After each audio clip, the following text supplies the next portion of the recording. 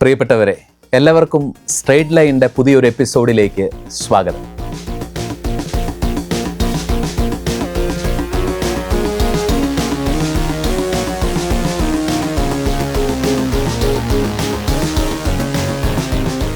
FCRA നിയമ ഭേദഗതിയുമായി ബന്ധപ്പെട്ട വിവാദങ്ങൾ ഇനിയും അവസാനിച്ചിട്ടില്ല.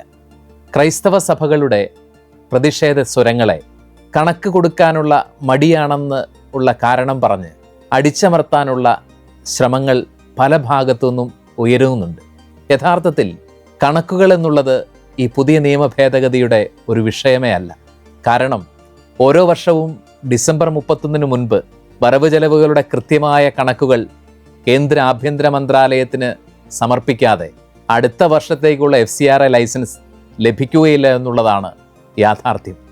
അതുകൊണ്ട് തന്നെ കണക്കില്ല എന്നുള്ള മുടന്തൻ ന്യായം പറഞ്ഞ് നീതിക്ക് വേണ്ടിയുള്ള പ്രതിഷേധ സ്വരങ്ങളെ അടിച്ചമർത്താനുള്ള ശ്രമമാണ് നടന്നുകൊണ്ടേയിരിക്കുന്നത്. എന്നാൽ ഇതിലപ്പുറം പലരും ചർച്ച ചെയ്യാത്ത ഈ നിയമ ഭേദഗതിയുടെ ഒരു വലിയ ഇരയായിത്തീരുന്നത് ഭാരതത്തിലെ സന്നദ്ധ സംഘടനകളുടെ പ്രവർത്തനങ്ങളാണ്. കാരുണ്യ പ്രവർത്തനങ്ങൾക്ക് വിലങ്ങു വെച്ചുകൊണ്ടിരിക്കുകയാണ് പുതിയ നിയമ ഭേദഗതിയിലൂടെ. ആധുനിക ഭാരതത്തിൻ്റെ സാമൂഹിക സാമ്പത്തിക പുരോഗതിയുടെ ചരിത്രത്തിൽ NGOകൾ തീർത്ത വികസന മാതൃകകൾ വിസ്മരിക്കാനാവാത്തതാണ്. ഭരണകൂട സംവിധാനങ്ങളുടെ കണ്ണെത്താത്ത, കാൽപ്പാടുകൾ പതിയാത്ത ഉൾനാടുകളിൽ പോലും സ്നേഹത്തിൻ്റെയും പുരോഗതിയുടെയും വെളിച്ചമെത്തിക്കാൻ ഈ പ്രസ്ഥാനങ്ങൾക്ക് കഴിഞ്ഞിട്ടുണ്ട്. ദളിത്, ആദിവാസി വിഭാഗങ്ങൾ, സ്ത്രീകൾ, കുട്ടികൾ, ഭിന്നശേഷിക്കാർ, അഗതികൾ, എയ്ഡ്സ് രോഗികൾ, കുഷ്ഠരോഗികൾ തുടങ്ങിയവരുടെ അവകാശ സംരക്ഷണത്തിലും അവരുടെ ജീവിത നിലവാരം ഉയർത്തുന്നതിലും NGOകൾ വഹിച്ച പങ്ക് വിപ്ലവകരമാണ്. രാജ്യത്തിൻ്റെ ഗ്രാമീണ മേഖലകളിൽ ലക്ഷക്കണക്കിന് ആളുകൾക്ക് സൗജന്യവും ഗുണമേന്മയുള്ളതുമായ സേവനങ്ങളാണ് ഇവർ ഉറപ്പാക്കിയത്. പ്രളയവും ഭൂകമ്പവും പോലുള്ള പ്രകൃതി ദുരന്തങ്ങൾ രാജ്യത്തെ ഉലയ്ക്കുമ്പോൾ ഭരണകൂടത്തോടൊപ്പം തോളോട് തോൾ ചേർന്ന് ദുരിതാശ്വാസ പ്രവർത്തനങ്ങളിലും പുനർനിർമ്മിതിയിലും പുനരധിവാസത്തിലും ഇവർ ജീവൻ പണയം വെച്ച് മുന്നിൽ നിന്നിട്ടുണ്ട്. മാത്രമല്ല, വിവരാവകാശ നിയമം, വിദ്യാഭ്യാസ അവകാശ നിയമം തുടങ്ങിയ ജനകീയ നിയമങ്ങൾക്ക് ജീവൻ നൽകിയത് സന്നദ്ധ സംഘടനകളുടെ നിരന്തരമായ സമ്മർദ്ദവും ഗവേഷണങ്ങളുടെയും ഫലമായിട്ടായിരുന്നു. ഇന്ത്യയിലൊട്ടാകെ 17,000-ഓളം NGOകളുണ്ടെന്നാണ് കണക്കുകൾ. ഇവയിൽ 5,000-ൽ താഴെ മാത്രം NGOകളാണ് ക്രൈസ്തവ സഭകളുടെ മേൽനോട്ടത്തിൽ പ്രവർത്തിച്ചു വരുന്നത്. ഇന്ത്യയിലുടനീളമുള്ള കത്തോലിക്ക സന്നദ്ധ സംഘടനകൾ രാജ്യത്തിൻ്റെ നിർമ്മിതിയിലും പാർശ്വവൽക്കരിക്കപ്പെട്ടവർ ജനവിഭാഗങ്ങളുടെ ഉന്നമനത്തിലും വഹിച്ച പങ്ക് വാക്കുകൾക്കതീതമാണ്. അത് കേവലം ഉപരിപ്ലവമായ ഒരു സേവനം മാത്രമായിരുന്നില്ല, മറിച്ച് ഭാരതത്തിൻ്റെ നട്ടെല്ലായി മാറിയ ആതുര ജീവകാരുണ്യ ശൃംഖലയായിരുന്നു. Caritas India, CHAI, diocesan social service സൊസൈറ്റികൾ, മിഷണറീസ് ഓഫ് ചാരിറ്റി തുടങ്ങിയ നിരവധിയായ സന്നദ്ധ സംഘടനകളാണ് കത്തോലിക്ക സഭയുടെ കീഴിൽ പ്രവർത്തിച്ചു വരുന്നത്. എന്നാൽ വിദേശ സംഭാവന നിയന്ത്രണ നിയമത്തിൽ കേന്ദ്ര സർക്കാർ സമീപകാലത്തായി വരുത്തിയ കർശനമായ ഭേദഗതികൾ രാജ്യത്തെ ഈ സന്നദ്ധ മേഖലയുടെ സുഗമമായ പ്രവർത്തനങ്ങൾക്ക് മേൽ കരിനിഴൽ വീഴ്ത്തിയിരിക്കുകയാണ്. വിദേശ ഫണ്ടുകളുടെ ദുരുപയോഗം തടയുക എന്ന ന്യായീകരണത്തോടെയാണ് സർക്കാർ ഭേദഗതികൾ കൊണ്ടുവന്നതെങ്കിലും ഇതിലെ പല നിർദ്ദേശങ്ങളും പ്രായോഗികമായി സംഘടനകളെ ശ്വാസം മുട്ടിക്കുന്നതും ജനാധിപത്യ മൂല്യങ്ങളെ ഹനിക്കുന്നതുമാണ്. വിദേശത്ത് നിന്ന് ഫണ്ട് സ്വീകരിക്കുന്ന ഒരു വലിയ NGOയ്ക്ക് അടിത്തട്ടിൽ പ്രവർത്തിക്കുന്ന ചെറിയ സംഘടനകൾക്ക് ആ ഫണ്ട് പങ്കുവയ്ക്കാൻ ഇനി മുതൽ സാധിക്കാത്ത വിധമാണ് നിയമനിർമ്മാണം. ഇന്ത്യയിലെ ഉൾനാട് ഗ്രാമങ്ങളിൽ പ്രവർത്തിക്കുന്ന ചെറുകിട സംഘടനകൾക്ക് നേരിട്ട് വിദേശ ഫണ്ടിന് അപേക്ഷിക്കാൻ സാങ്കേതികമായ അറിവോ പശ്ചാത്തലമോ പലപ്പോഴും ഉണ്ടാകാറില്ല. അവർ വലിയ സംഘടനകളുടെ സാമ്പത്തിക സഹായത്തോടെയാണ് ജീവശ്വാസം കണ്ടെത്തിയിരിക്കുന്നത്. പുതിയ നിയമം ഈ സഹായം നിർത്തലാക്കിയതോടെ ആയിരക്കണക്കിന് ചെറുകിട ഗ്രാമീണ NGOകൾക്ക് പൂട്ടുവീഴുകയാണ് ഉണ്ടായത്. ഗ്രാമങ്ങളിലെ വികസന പ്രക്രിയകൾ തന്മൂലം നിശ്ചലമായി. മറ്റൊരു പ്രധാനപ്പെട്ട വെല്ലുവിളി ഭരണപരമായ ചെലവുകൾ 20% വെട്ടിച്ചുരുക്കുന്നതോടെ വിദഗ്ധരായ ജീവനക്കാർക്ക് കൃത്യമായ ശമ്പളം നൽകാനോ ഓഫീസ് സംവിധാനങ്ങൾ മുൻപോട്ട് കൊണ്ടുപോകാനോ കഴിയാത്ത അവസ്ഥയിലാണ് NGOകൾ. ഇത് ജീവനക്കാരുടെ എണ്ണം കുറയ്ക്കാനും സേവനങ്ങളുടെ ഗുണനിലവാരവും വ്യാപ്തിയും ഗണ്യമായി ചുരുക്കാനും സംഘടനകളെ നിർബന്ധിതരാക്കുകയാണ്.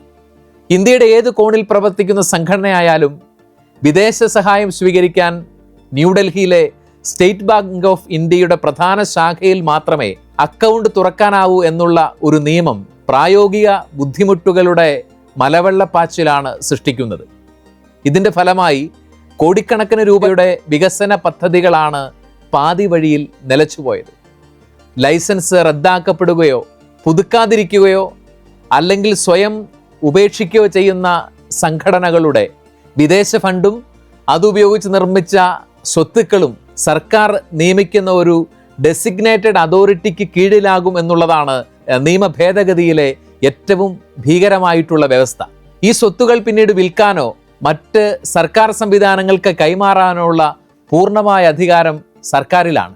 വിദേശ ഫണ്ടിനൊപ്പം ഭാഗികമായി ആഭ്യന്തര ഫണ്ട് കൂടി ചേർത്ത് വാങ്ങിയ സ്വത്തുക്കളാണെങ്കിൽ പോലും ഇവയും പൂർണ്ണമായി കണ്ടുകെട്ടാൻ പുതിയ നിയമം വ്യവസ്ഥ ചെയ്യുകയാണ്. ഒരുപക്ഷെ കേവലം സാങ്കേതികമോ ഭരണപരമോ ആയ കാരണങ്ങളാൽ ലൈസൻസ് നഷ്ടപ്പെടുന്ന ഒരു സംഘടനയുടെ സ്വത്തുക്കൾ സർക്കാരിലേക്ക് കണ്ടുകെട്ടുന്നത് താഴെ പറയുന്ന കാരണങ്ങളാൽ പൂർണ്ണമായും ഭരണഘടനാ വിരുദ്ധവും ജനാധിപത്യ അവകാശങ്ങളുടെ ധ്വംസനവുമായിട്ടാണ് വിലയിരുത്തപ്പെടുന്നത്. ഇന്ത്യൻ ഭരണഘടനയുടെ അനുച്ഛേദം 300A പ്രകാരം കൃത്യമായ നിയമ നടപടികളിലൂടെ അല്ലാതെ ഒരാളുടെയോ ഒരു സ്ഥാപനത്തിൻ്റെയോ സ്വത്ത് പിടിച്ചെടുക്കാൻ ഭരണകൂടത്തിന് അധികാരമില്ല. ഒരു NGO അതിൻ്റെ ലക്ഷ്യങ്ങൾക്കായി പൊതുജനങ്ങളുടെയോ വിദേശ സഹായത്തോടെയോ നിയമപരമായി ആർജിച്ച സ്വത്തുക്കൾ വിവേചനാധികാരം ഉപയോഗിച്ച് പെട്ടെന്നൊരു ദിവസം സർക്കാർ കണ്ടുകെട്ടുന്നു എന്ന് പറയുന്നത് ഈ ഭരണഘടനാ സംരക്ഷണത്തിൻ്റെ നഗ്നമായിട്ടുള്ള ലംഘനമാണ്. ഒരു സംഘടനയ്ക്ക് വീഴ്ച സംഭവിക്കുന്നത് ഗൗരവമേറിയ ക്രമക്കേടുകൾ കൊണ്ടായിരിക്കണമെന്ന് പലപ്പോഴും നിർബന്ധമില്ല. ചിലപ്പോൾ അപേക്ഷ സമർപ്പിക്കുന്നതിലെ ചെറിയ പ്രായോഗിക താമസമോ സാങ്കേതികമായ പിഴവുകളോ ആകാൻ കാരണം.